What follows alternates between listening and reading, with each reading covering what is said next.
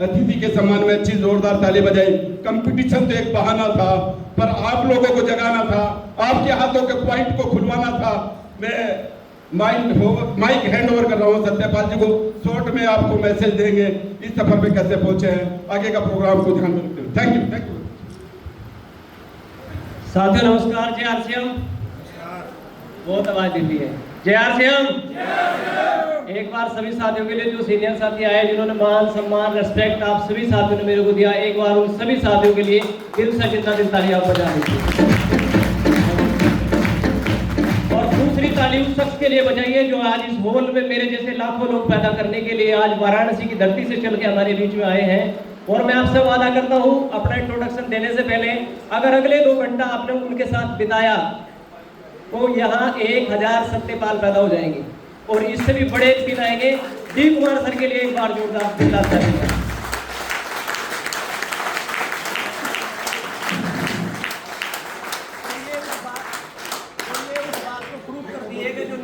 सामने खड़ा है, ये उन परिस्थितियों से गुजरा है कि आज बिजली ने भी प्रूव कर दिया कि भाई आज भी तेरा परीक्षा होने वाली है। नाम सत्यपाल सिंह, गाँव से बिलोंग करता हूँ, आजकल एक सहारनपुर में रहता हूँ। 97 में फादर अपने बीच से चले गए और फादर के जाने के बाद हम 4 बहनें थी और 2 भाई थे, जिनकी शादी मेरी आंखों के सामने हुई है। और मैं अपने परिवार में मेरे से छोटी बहन है, उससे बड़ा हूँ, लास्ट मान लीजिए। और बाद में ये कारवां वहाँ से शुरू हुआ और जीवन में पैसे का बहुत बुरा अभाव रहा, पैसे का बहुत बुरा अभाव मैंने देखा है।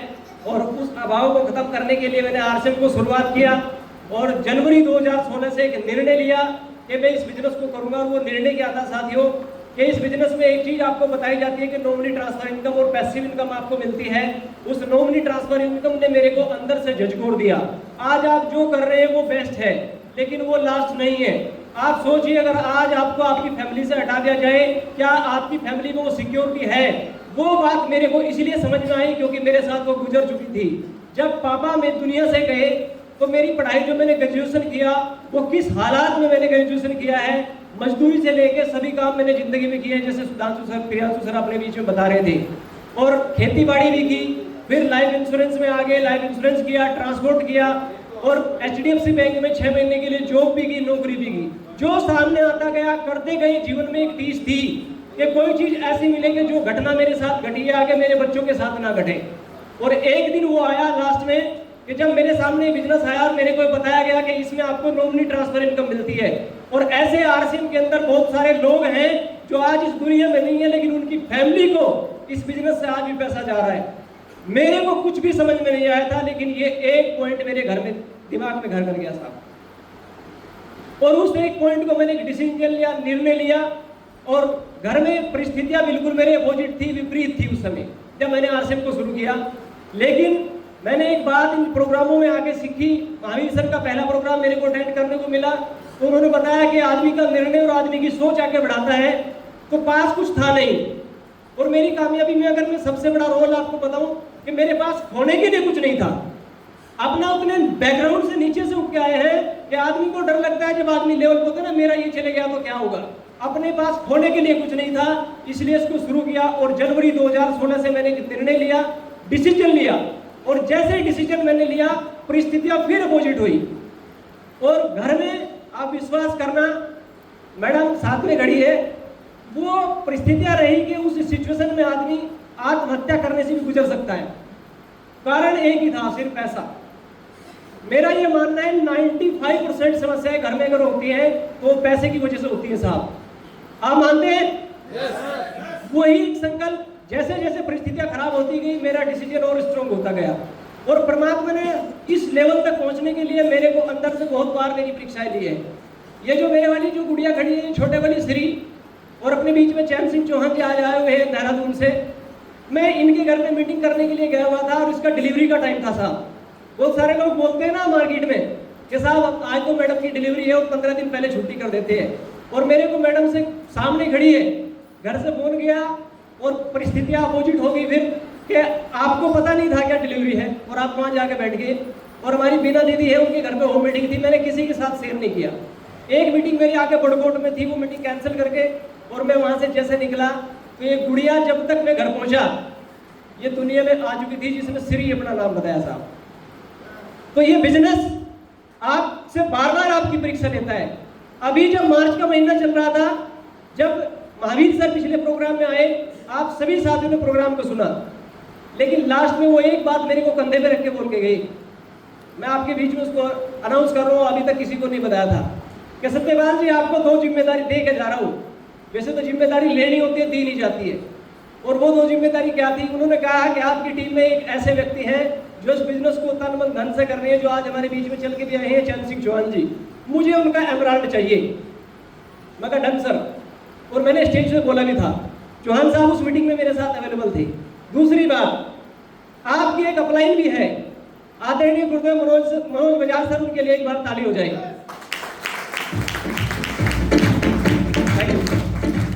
मुझे उनका भी रूबी चाहिए। अब देखो, अपलाइन के लिए बात काम और वो चीजें कॉमन नहीं होती।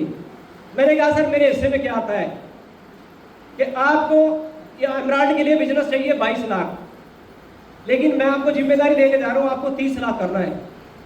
तो साहब मैंने उनसे डन किया और फिर मेरे सामने परिस्थिति विपरीत आई। ये जो बच्चा मैडम की गोद में खड़ा है, इसको लास्ट दिनों में फीवर था और इसको बार बार हम लोगों को डॉक्टर के ले जाना पड़ा। और मैं फिर घर छोड़ के इसको मैडम को बोला कि आप इसको मैनेज करिए, भतीजा मेरे पास रहता है, ये डॉक्टर के लेके ये जाएगा, जो भी करना है डॉक्टर को करना है। मैडम ने फिर कहा बच्चा जरूरी है बिजनेस, क्योंकि आज पहली बार मैडम आई है, मैडम को अपने बिजनेस के बारे में कुछ नहीं पता है। क्योंकि आप देख रहे हो कि अपना साइंस जीवन का ऐसा रहा है कि बच्चों को कैरी कर पाना अभी मेरे लिए संभव नहीं है। इसलिए अदरवाइज मेरा एक ड्रीम है कि मैडम मेरे से बढ़िया बिजनेस करेगी, वो भी आगे चलेगी। तो फिर मार्च में मैंने एक डिसीजन लिया और मैं चंबा के अंदर 7 दिन बिता गया हूँ, जब मेरा बच्चा फीवर में था, बुखार में था, और ये दवाई खा के आपके सामने। और साहब जो आदरणीय गुरुदेव महावीर सर से मैंने टारगेट लिया था, उन्होंने या दिया था कुछ ही मान लीजिए, जो मेरे को बिजनेस करना था 30 लाख का, मैंने जो एक आदमी का बी ग्रुप होता है आप समझते हो, 27,17,000 बिजनेस उस बी ग्रुप से किया है। 2,79,000 बिजनेस में उसमें अपने टारगेट से चुका हूं। तो मेरा मैसेज क्या है साहब, इंसान को आगे जो बढ़ाती है उसकी सोच और उसके निर्णय बढ़ाते हैं। जीवन में बार बार आपको बहुत सारे उतार चढ़ाव आएंगे, उस समय डिपेंड ये करता है आप किस निर्णय की तरफ जाते हो, किस डिसीजन की तरफ जाते हो। घर में परिस्थिति आपके अपोजिट विपरीत सब कुछ रहेगी। फिर उसके बाद एक और समय आया, मैंने एक निर्णय लिया, बजाज सर से बोला कि सर मैं एक गाड़ी परचेज कर रहा हूँ, और जैसे हमारे यहाँ बोनस और मार्च का जो पे आउट है वो मई में आएगा, सभी लोगों को पता है ना। और मैंने कहा मैं 8 मई को गाड़ी परचेज कर रहा हूँ। फिर बजाज सर ने कहा कि नहीं सत्यपाल जी, गाड़ी 14 से पहले लेके आनी है। अब मेरे को नहीं पता, आप विश्वास करना ये कैसे आई। 11,50,000 की गाड़ी आपके बाहर खड़ी है साहब, और मैं उसको परसों इस सिस्टम की बदौलत, जो आज सीनियर साथी आपको बताने के लिए हमारे बीच में आए हैं, आदरणीय गुरुदेव डी कुमार सर, वो जो बता कर जा रहे उन बातों की वजह से वो 11.5 लाख बाहर खड़ा है। एक जिस आदमी की औकात एक साइकिल खरीदने की नहीं थी, आज 11.5 लाख की कार आपके बाहर खड़ी है। मेरा आपसे एक हाथ जोड़ के विनती है, मेरे को आप जो भी मानते हो, छोटा भाई या जो भी मानते हो, आप जो करते हो उसको करते रहिए। अगले 2 से 5 साल आप आरसीएम को दे दीजिए। जो आरसीएम आपको दे सकता है वो दुनिया की कोई ताकत आपको नहीं दे सकती। लेकिन दोस्तों, इस दुनिया में 3 प्रकार के लोग होते हैं। पहली कैटेगरी जो जिंदगी में अमीर बनते हैं, वो किसी भी बात को वक्त से पहले भांप जाते हैं। दूसरी कैटेगरी मध्यम वर्ग के लोग, जिनको बात वक्त के साथ साथ समझ में आती है, गाड़ी को एमराल्ड को देख के समझ में आती है, दिस इज मिडल मैन। और तीसरी कैटेगरी गरीब वर्ग लोग, जिनको वो बात सबसे लास्ट में वक्त बीत जाने के बाद में समझ में आती है। आज आप लोगों के पास मौका है। ये इंडस्ट्री पूरे विश्व में, सॉरी इंडिया में 1% भी नहीं है, 1% भी नहीं है। 99% फील्ड खाली पड़ा है।